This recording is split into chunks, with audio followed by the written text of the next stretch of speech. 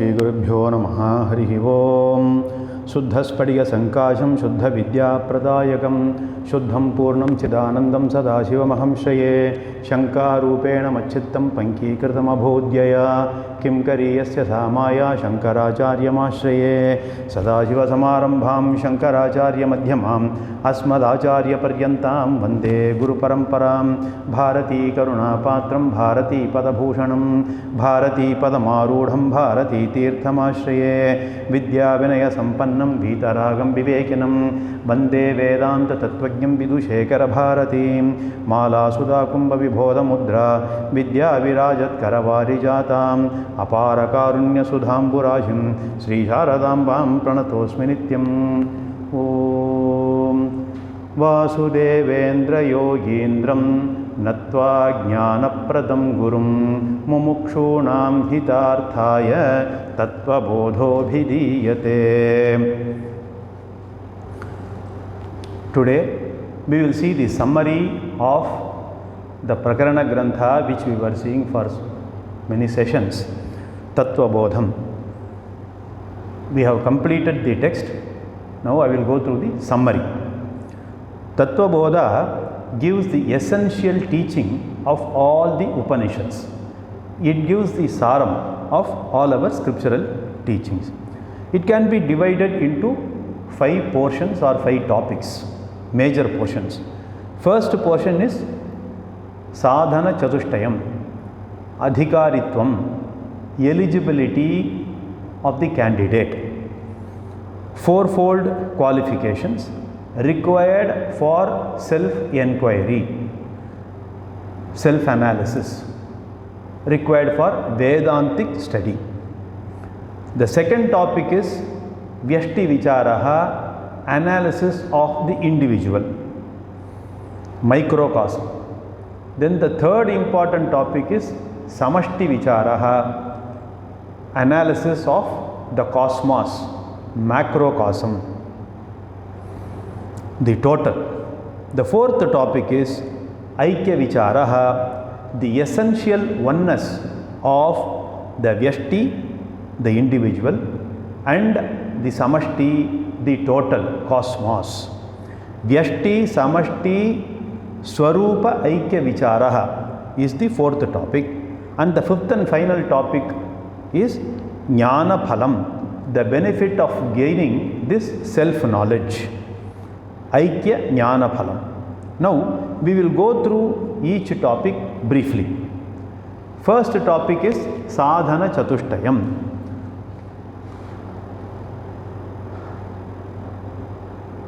In this portion, the author says a spiritual student must have 4 basic qualifications to derive the complete benefit out of the Vedantic study.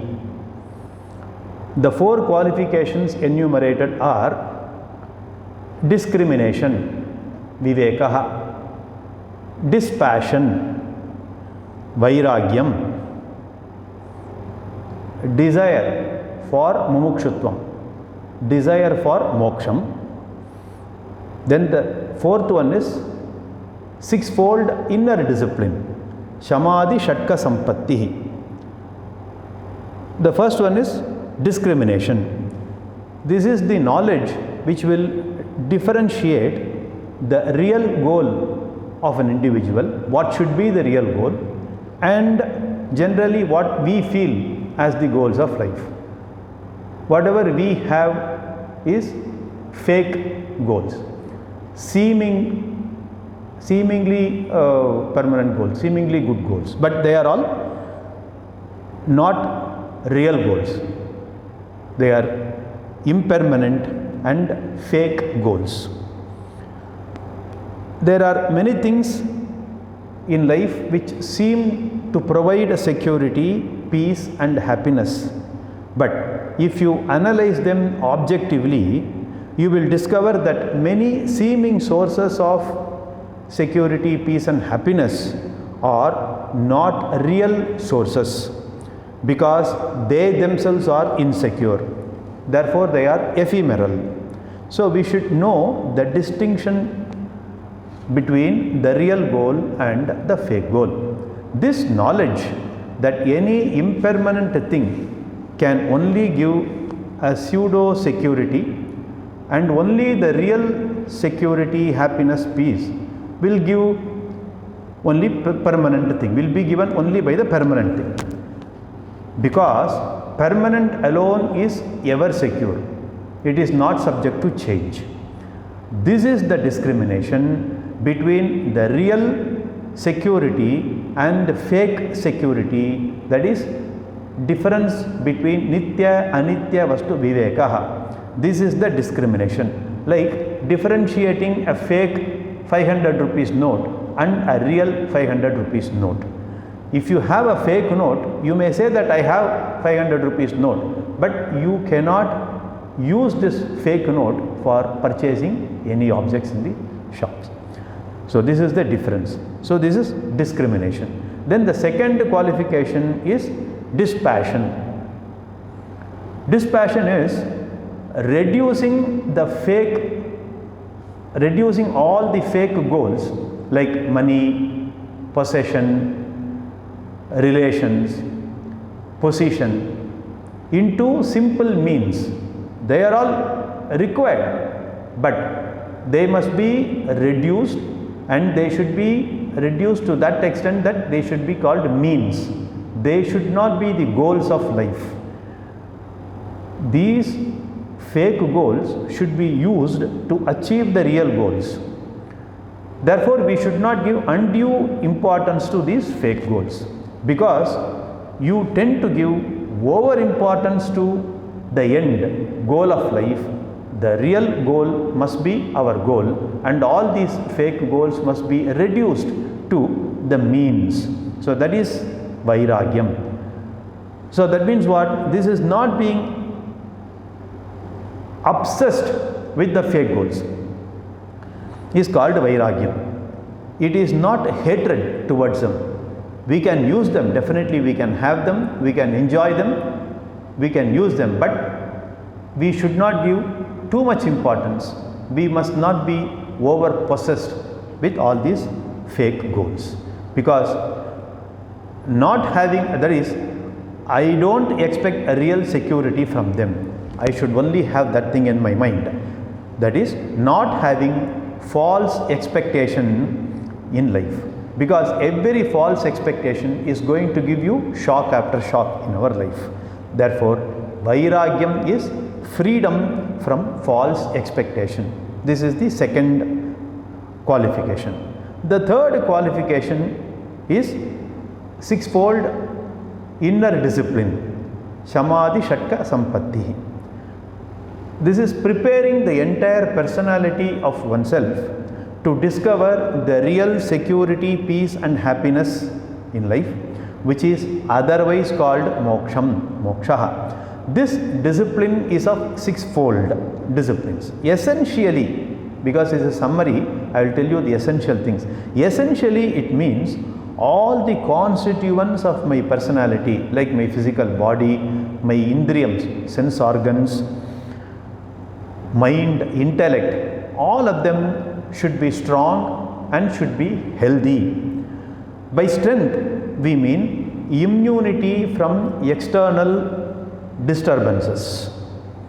Our focusing capacity to know what are the short-term goals, what are the long-term goals, and what are the fake goals, what is the real goal, at the same time not losing sight of immediate and ultimate goals. So all these things should be clearly defined. Then only we can move forward. Most importantly, we all must have faith in the Shastram. I should have confidence, I should have Shraddha in the scriptures and also in the Guru's teaching. Shraddha or faith in scriptures and Guru is very, very important virtue. Thus, health, strength, focusing capability, faith, and finally the harmony, the integrity of the entire personality. My body, sense organs of knowledge, sense organs of action, my mind, my intellect, all of them, my emotions, all of them should function in concordance. All of them should work in concerted effort. In our Shastra, it is called Shamadhi Shatka Sampatti. A person who has, and the last one, the fourth and final goal, is a desire. Desire for moksham, desire for mumukshutvam. It is like turning our attention inwards to find real security, happiness and peace within ourselves. It is turning the attention from bhoga to yoga. It is a healthy desire, a desire which should be fulfilled, because I can expect a real security, peace and happiness only from the permanent source. Therefore, desire can be healthy expectation. So these are the fourfold qualifications. Now, the person who has all these fourfold qualification is called sadhana chatushtaya sampannaha. He is the adhikari. He has the eligibility to enter into Vedanta Shastra for self-analysis. Now, without this eligibility or qualification, if a person enters into spiritual inquiry, he may get the knowledge. Inquiry, he may get some idea, he may get some knowledge, but it will become unsuccessful. It will become a mere academic qualification, academic study, that's it. Whether the spiritual inquiry should become an academic study or whether it should become a self-transforming exercise, this is very important, will depend upon whether the person has acquired the required qualification or not. So that is why this sadhana chatushtaya sampatti is emphasized in our Shastra. Now the author does not say how can we acquire these fourfold qualifications. He only says if anyone wants to enter Atma Vidya or Atma Vichara, he should have the required qualifications, like an entrance examination. So we have to supply as to how to acquire the eligibility. Out of fourfold qualifications which we just mentioned, the first three are accomplished through Karma Yoga, that is discrimination, Viveka, dispassion, Vairagyam, and desire for moksham are achieved through Karma Yoga. Fourth and final qualification of internal discipline or inner discipline, that is sixfold discipline, is accomplished through Upasana Yoga, Ashtanga Yoga, Samadhi Yoga. For all this we use Upasana Yoga. Then one becomes eligible for spiritual inquiry. It is not that a person will have all the fourfold qualifications, 100% to start with. May not have. But at least some 10% or 20% one should have, so that the spiritual journey will be successful. Religious way of life gives me the qualification, adhikaritvam, karma yogam and upasana yoga. Physical way of life gives me wisdom, gives me self-knowledge. So with this, adhikaritvam is over. Now we have to see the second topic, second portion, vyashti vicharaha, analysis of an individual. He says every individual is a mixture of two components. But when we look upon ourselves, we look upon as a one unit. We know I as one unit, one person. I know him as one person, that's all. But our Shastra says every individual is a mixture of two components. One is gross, material, visible part, and the other is the spiritual part, invisible part. When I look at the fan, for example, I look at it as one unit, that is fan, but I do not see electricity behind the operation of a fan. If I don't have electricity, then the fan will not be of any use to me. The visible fan part and the other is the invisible electricity part. So these two combined together will make the fan complete. Without electricity, fan will not work. Without the fan, electricity is of no use. So both are important, both are essentially, they appear to be one. Similarly, every individual is a mixture of Atma, invisible part, spiritual part, and Anatma Tattvam, material or gross part.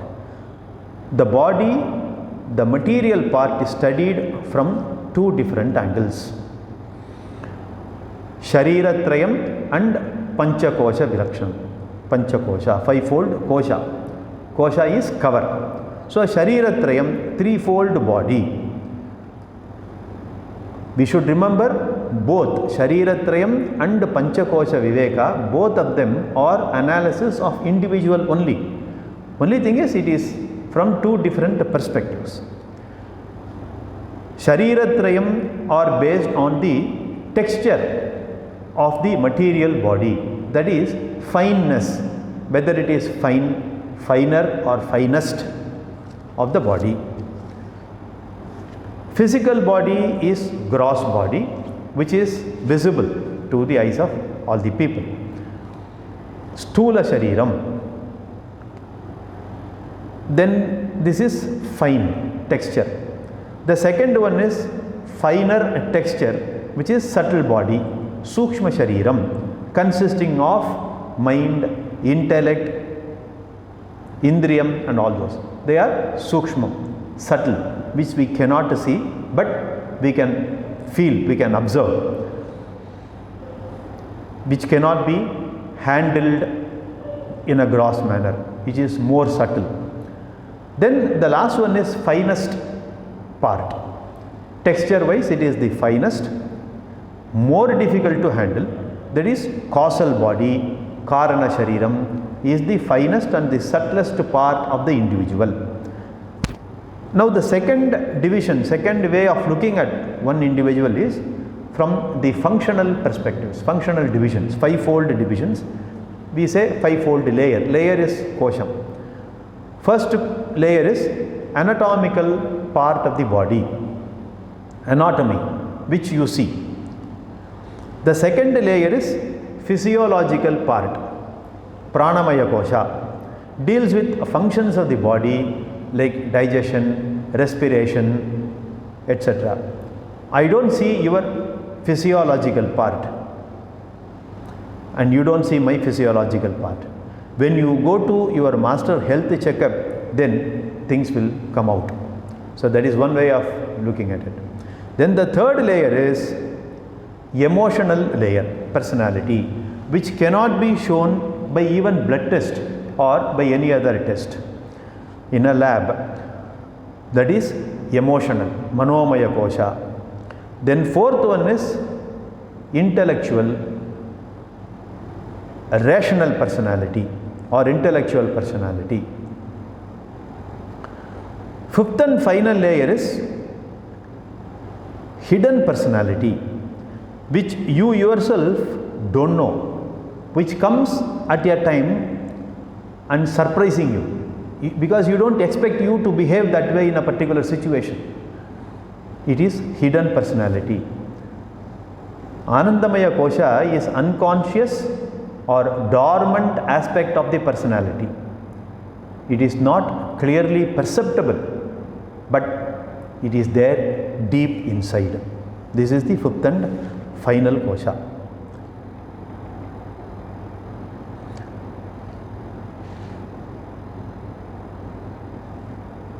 the above are anatma.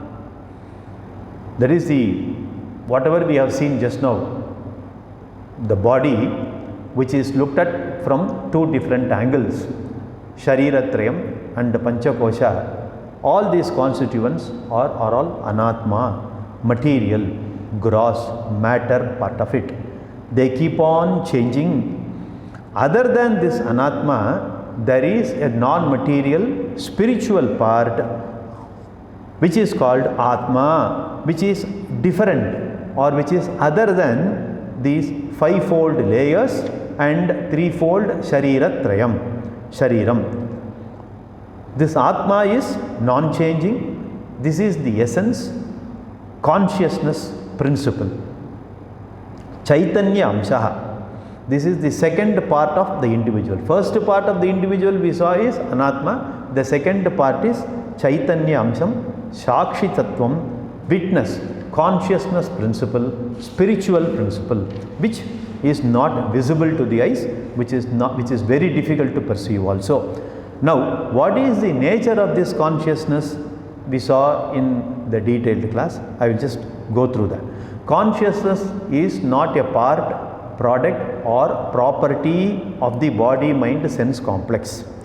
It is an independent principle which pervades the body and which makes the body alive, which makes the body sentient, like electricity, which is an independent principle in the fan, which makes the fan alive, that is workable. If there is no electricity, fan will not work. 3 is this consciousness principle is not limited by the boundaries of the physical body. It extends beyond the body like the electricity. It is extending beyond the fan. The same electricity goes to other electrical points also, tube light, AC and all those. 4th nature is, even after the material physical body falls, Atma Tattvam, consciousness principle continues to survive, just as even after removing the fan, electricity continues in that point. Only when you touch the point, you will realize.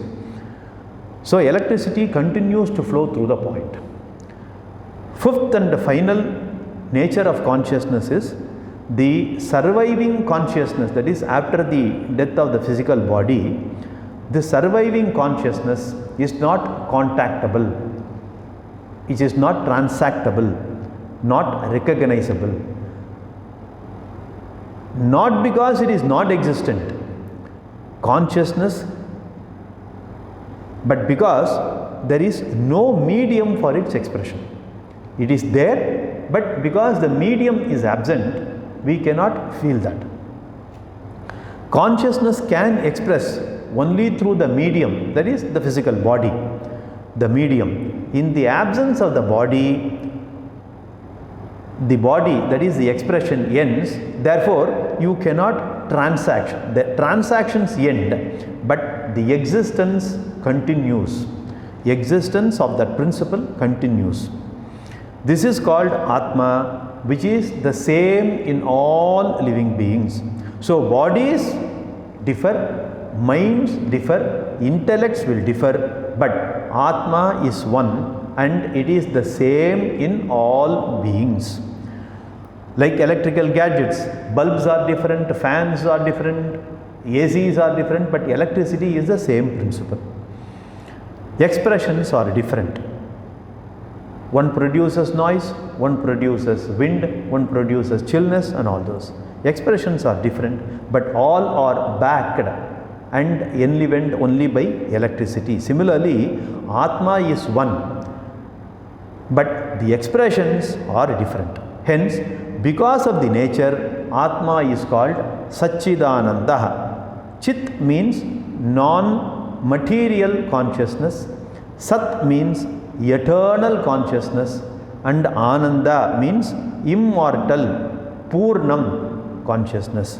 The individual's real nature is Satchidananda Swarupaha. The aim of the individual is the importance given to Anatma should be gradually shifted from Anatma to Atma. I should learn to own up and claim the Atma part, which is my real nature, and permanent nature, rather than continuing to identify with ever-changing gross matter Anatma.